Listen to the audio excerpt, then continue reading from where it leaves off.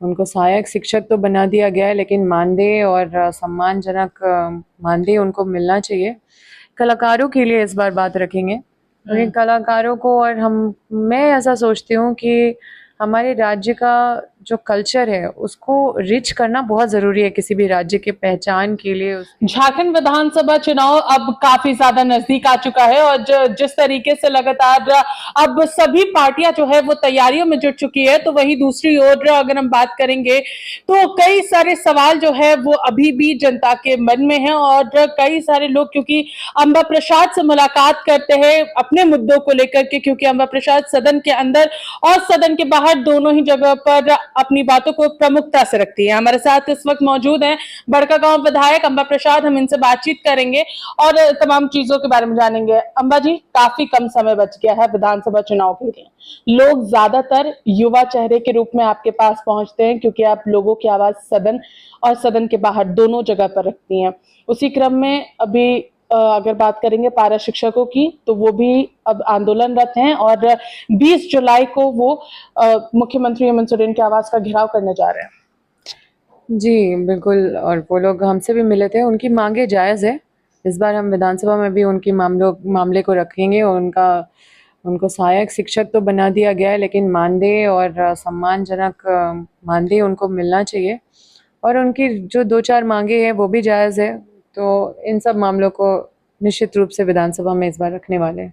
कैसे रखिएगा, क्योंकि काफी लंबा समय बीत गया है, अब लगभग 5 साल का कार्यकाल पूरा होने जा रहा है। नहीं रखेंगे, बल्कि माननीय मुख्यमंत्री जी तक भी संज्ञान में है ये सारा बात। हम तो रखे ही हैं, लेकिन विधानसभा क्योंकि एक प्लेटफॉर्म होता है, वहाँ पे तुरंत भी माननीय मुख्यमंत्री जी कई चीज़ों का निर्णय लेते हैं। और क्योंकि हमारी सरकार ने बहुत ऐतिहासिक निर्णय समय समय पर हमेशा लेते रहे हैं, चाहे वो किसी भी तबके के लिए हो। तो मुझे विश्वास है कि ये जो फ्रंट लाइन में रहने वाले हमारे जो टीचर्स हैं, जिनके ऊपर हमारे प्रदेश का, हमारे झारखंड का भविष्य निर्भर करता है, तो उनको प्राथमिकता मिलनी चाहिए और मिलेगी। मैम, जिस तरीके से अभी फिलहाल अगर हेमंता विश्व शर्मा की बात करें, शिवराज सिंह चौहान की बात करें, लगातार उनका दौरा हो रहा है और कहीं ना कहीं वो कह रहे हैं कि इस बार पूरी तरीके से हेमंत सोरेन सरकार बैकफुट में जाने वाली है, क्योंकि उनका जो वादा था 5 लाख युवाओं को रोजगार देने का, वो कहीं से पूरा नहीं हो रहा। युवाओं को उन्होंने छला है। देखिए, प्रभारी तो हर पार्टी में बनते रहते हैं और प्रभारी होते हैं, पार्टी के हर लोग होते हैं। टीका टिप्पणी ये सब एक अलग विषय है, लेकिन अपने कार्यकाल में उन्होंने कितना खरा उतरने का काम किया है, कितने चीज़ों को समाधान किया है। जनता इन सब चीज़ों से, जनता अब काफ़ी एजुकेटेड और अवेयर है। अब कोई भी आए, कोई भी जाए, हम भी आ जाए, हम भी कुछ बोल दें, लेकिन अब हमारी बात पे कैसे विश्वास कर लेगी? जो अनुभव जनता का खुद रहा है, जो मुझे लगता है कि ग्रामीण क्षेत्र हो या शहरी क्षेत्र हो, शायद ही कोई घर छूटा होगा जो सरकारी लाभ हमारी सरकार से नहीं लिया होगा। हम अगर गांव में घूमते हैं तो कोई सावित्रीबाई फूले का योजना का फ़ायदा उठा रही है, किसी को पेंशन मिल रहा है, कोई मतलब हर घर, कोई घर अछूता नहीं रहा है। तो हर घर में हमारे सरकार का मतलब हाथ पहुंच रहा है। तो निश्चित रूप से पहले देखने को नहीं मिलता था बार बार सरकार आपकी द्वार, और कोविड का 2 साल हम लोग का जो उधर वेस्ट हुआ, जिसमें हम दूसरे ही चीज़ों में लगे रहे, तो ये 3 साल का उपलब्धि है, 5 साल का भी उपलब्धि नहीं है। और उसको भी आप देखा जाए तो कितने समय सरकार बन रही है, बिखर रही है, टूट रही है।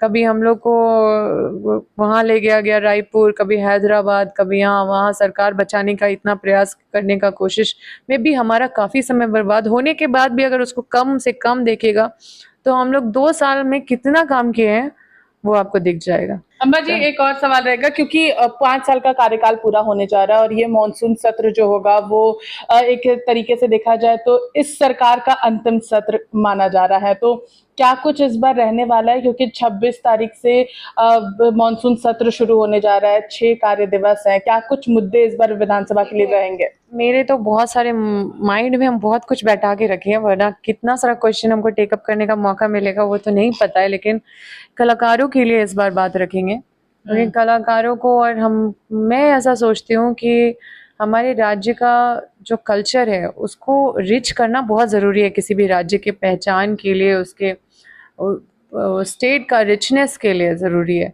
प्रोग्रेस के लिए और एक देश भर में, विश्व भर में एक अलग पहचान बनता है। हमारे पास बहुत रिच कल्चर है, लेकिन इसको हम लोग मतलब अभी तक वो रूप नहीं दे पाए हैं, वो उस तरह का मतलब नेम फेम नहीं दे पाए हैं नेशनल लेवल पे या फिर यूनिवर्सल लेवल पे। तो इसको हम पुश करने वाले हैं इस बार।